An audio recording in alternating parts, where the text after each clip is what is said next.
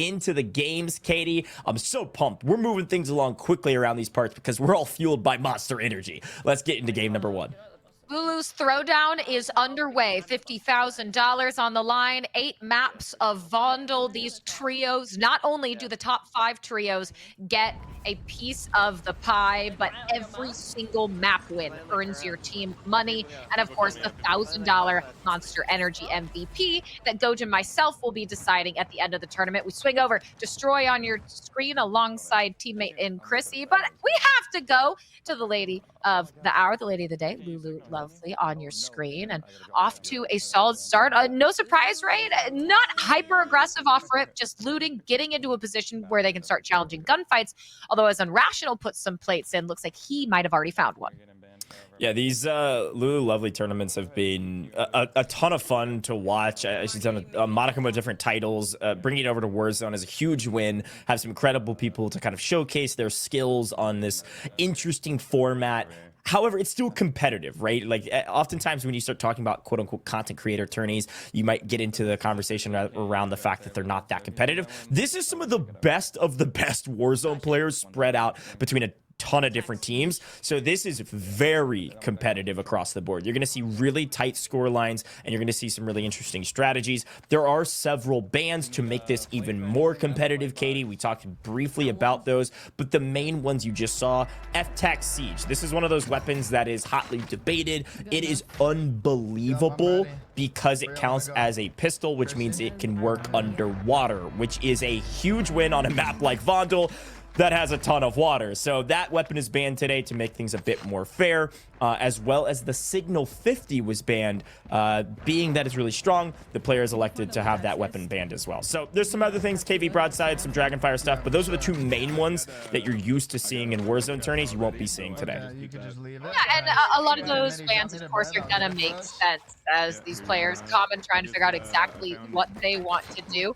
Not too many engagements to be found, but they got to know, of course, that there are players nearby. Vondel, not the largest map ever, also not the smallest, so engagements are usually closer than you might be expecting or prepared for, but the C4 bomb ready to go gives you a little bit of information if you choose to use it. But the loadouts, you can see it there from Destroy. The World Series of Warzone loadout is going to be something you want to get quick so that you're on even playing field in a lot of these engagements. You have perks, everything you need.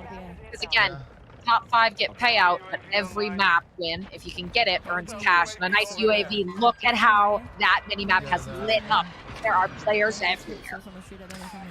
Yeah, and this is kind of some interesting strategy points around Resurgence. We've seen, 5 weeks of a recent tournament series, so there's a lot of competition to kind of like lean back on and look back on and see what strategies worked well. One thing you're going to see is exactly what you see on your screen right now. Tommy playing hyper aggressive. I talked about it just a moment ago. Hyper aggressive playstyles win. However, because it's Resurgence, you want to make sure you have an anchor. Tommy goes big, and on the other side, I believe that's Green Eliminator. Lil on your screen going down. It's Resurgence, you can get back into the map, so having somebody playing anchor, playing a little bit further off, not pushing every single fight, not triple stacking fights, risking the chance that your team gets eliminated first, those are some of the micro strategies we'll talk about, as well as plenty more, like, hey, have high ground, and watch over the water, because the canal is a major place to make sure you're in control of those types of things. Yeah, the anchor is a really great point in these Resurgence, if you can effectively have that safe player allowing you to get back into the action. Crucially, later on in the tournament, where things are more chaotic, of course, those timers going to be a bit lengthier, but not going to be something to worry about too much right now as we swing over to Peachy. No eliminations to be found, but hopefully working toward the first. A bounty is up. A nice little extra UAV, but someone already in a heli streaks overhead and, well, heads up, knows at least one player is looking at her, chooses to back off, waits on the staircase. Might be a push from down low that they're expecting, but clearing the building room by room, floor by floor, no one to be found. So they look to reassess which fight they want to engage. Yeah. Well, they don't like the roof, so maybe they want to move. Yeah, I don't think they liked that roof in particular. Now, hunting edge of zone is pretty traditional on the side of Resurgence. I was talking to Reflections, who's an incredible caster who was able to do some other Resurgence events, and he was talking a ton about some of these teams hunting edge of zone and just hopping rooftops constantly. You've got to have high ground, especially in Vondel. You can get shot from so many different angles if you're on the ground. So either be in buildings and making sure you have cover at all times, or be on top of buildings. That's going to be key today. Now, there's a ton of different ways to Katie. I think a lot of people at home that are watching the show know how Resurgence works. But as a reminder, that timer can be reduced dramatically by a ton of different things. So you see right there, empathy goes down, 28 seconds on the clock. But if Peach is able to grab some headshots here or potentially break plates or even just move 25 meters, that timer will drop, which is pretty cool. A different way to kind of dynamically drop that timer so that your teammates get back quickly, kind of incentivizing you to move around, do some things rather than just sit and wait. But hey, if you got to sit and wait, you got to sit and wait. It'll eventually come to you. Yeah, sometimes that's all you can do, because if you move, that will be certain death. Well, we swing over now to Aydan and Shifty's team. Another team you can anticipate is going to be hyper aggressive. And well, they're going to go ahead and potentially take a look with that streak. Spots one out, tags him, doesn't commit to it. Usually something you're going to see more so when you can get that down, but now the precision comes in to secure an elimination. Aydan pushing forward, the storm at their back, and with a double bounty, you're going to have to be mindful that you don't get pinched out in the open here, and that's where it can get very, very scary. Getting caught in open ground is not what you want. So they'll choose to rotate around to the right. That streak does give them a little bit of leeway, forces that team on the roof to back off while they make this pivot. And looks like they've been able to do so safely, but that bounty may be on their heels. And as I say that, it ticks down to 1. So perhaps a little bit more time for them to get stabilized as that UAV again showcases a large amount of players. One here on the bridge right into the canal that we were talking about. But when you have Shifty, Aydan, an entire trio looking to find out where you've run to, I don't think you're going to have too much success in getting away. Yeah, this is what I was talking about. Control the water. It was Tommy trying to swim through the water like a dolphin, getting taken out. That's a nice grab. It's difficult to spot some of these players in the water, so when they surface, gotta have your head on a swivel. Find them when you can. This is a fun team I wanted to spend a second talking about, Katie. We briefly mentioned them at the top of the show. This is a team that could do incredibly well. Knight and Capture have built their platforms on Resurgence game modes, okay? So they had a ton of experience in Rebirth. They have a ton of experience in Resurgence game modes and maps. Vondel in particular, more recently, of course. Both of them highly accomplished from that side of things as well. Knight has a ton of tournament earnings just from Resurgence tourneys. One of the only Resurgence content creators that's actually earning money in Resurgence tournaments, albeit they don't happen that often. Capture is another fantastic ad. When you throw Z-Smith on that team, one to watch out for. But hey, look, if I'm Lululuvely, an Unrational and Adrian draft is a big one. I think this team could easily be top 5 as well. Yeah, I agree. Looking for her second elimination. Did spot one by the car, but it's going to be Unrational who goes down first. Lulu forced to back off in a bit of a tough situation. Is going to need to play it up as they've 20 seconds on this respawn for Unrational. However, as we know, plenty of ways to reduce that timer. Breaking armor, getting an elimination moving. And we see it already going down, cut down to 10 seconds here as they wait to get Unrational back. And that tends to kind of stop that momentum for the time being, right? Once one of your teammates comes down, you do want to guarantee that they can get a respawn. And, well, good timing on that because Adrian goes down, Lulu not far behind, but just enough time to get Unrational back on board.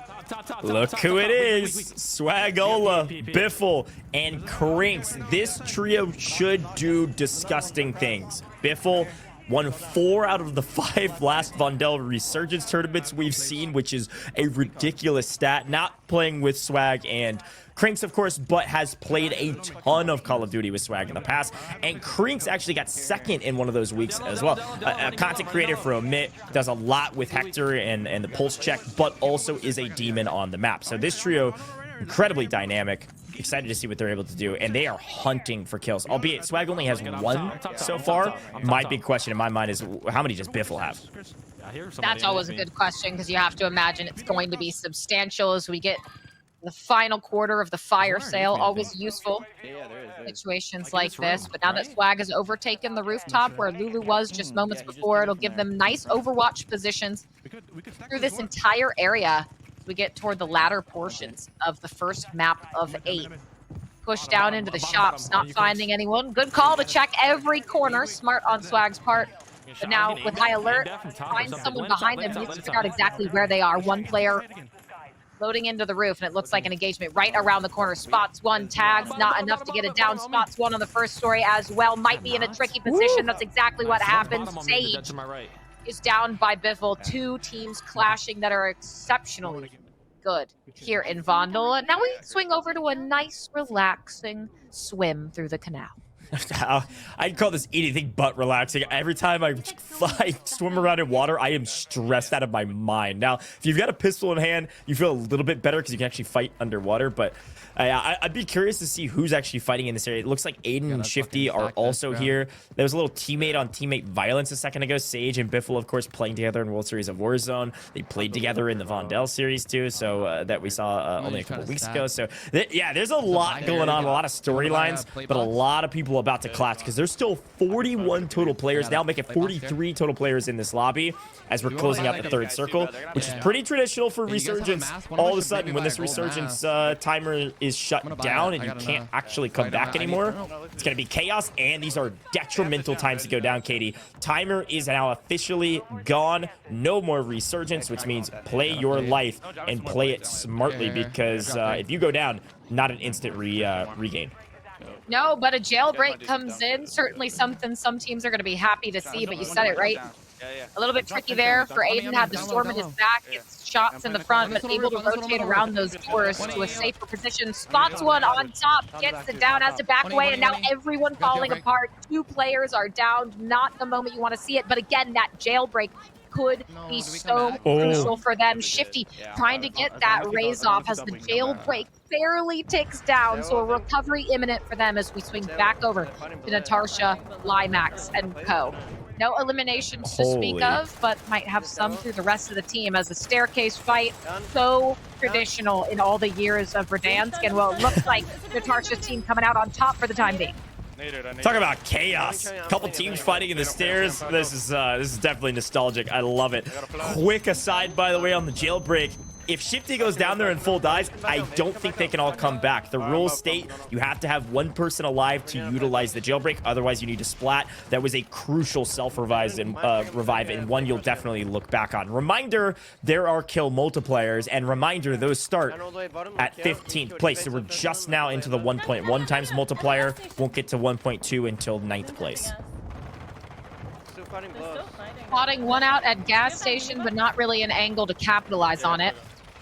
But it's going to be these rooftops where things are so important. We swing over to Knight just for a moment as the elimination comes in. 14th place, not going to be good enough here, but don't worry, there's 7 more maps to try and improve on that score line because, well, your team earns $750 for every map they earn and win outside of course, the overall prizes for 1st through 5th and the Monster MVP $1,000 prize at the end.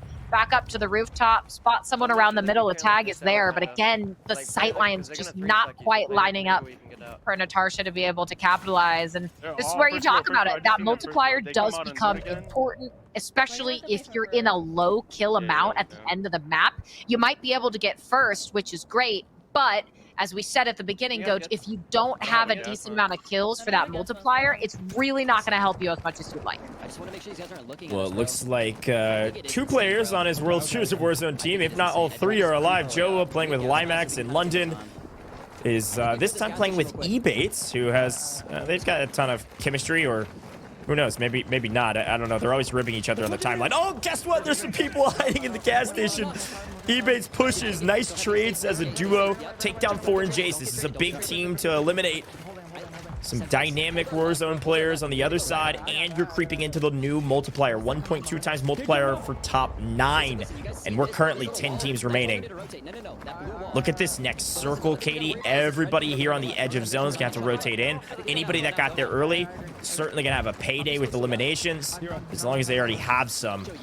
Multipliers are key, but right now, Joe's on 5. This is a pretty good game, but there's a lot of Simtex that's coming through, Katie. It's gonna be tough to survive. Got to have a crazy amount of resources, and it doesn't look like Joe has any more plates. No more plates. Looks like Ebates might be going through his faster than he would like, and you said it, the sheer amount of Semtexes raining down on them and the lack of reliable cover is going to be very tricky very quickly, unless perhaps some of those teams higher up find another engagement, which allows Joewo's team to push forward. And that's exactly what happens here. We get into the remaining final 17, 16 players now. A team with a bit more breathing room on their side, sitting at the very top of that tower. But now back to Natasha. Team's alive and well, does now have 2 eliminations. 6 teams remaining, and that's where these multipliers really start to come into effect. And an armor box, something that can make or break the final moments of a Resurgence map. And there we go, shots through the window, able to connect with one Semtex. Is out. Perhaps some of those Semtexes earlier were thrown by Natasha onto Joewo's team. Not able to find a full elimination, but we'll swing back to the man himself. Just trying inch by inch to find cover, use this buy station before they can't and stay alive. Key moment, top 5, bought a durable gas mask. Surprisingly did it by plates, maybe a mistake there, we'll see. Should be able to buy them still, though. There we go. Found him.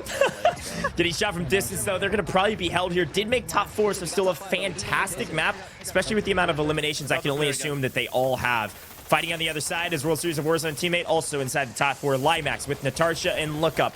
Lookup in trouble, and so is one. It's just Natasha left, and Joe's going big. Gets the full wipe, potentially on his teammate. Now looking for the next one. Top 3. Where's the new? 1 on the ground. Finds it.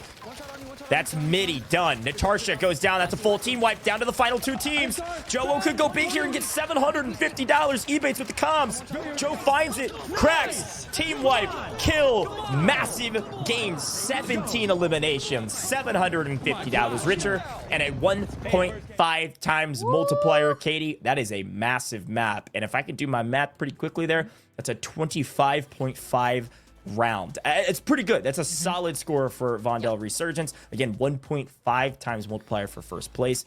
A big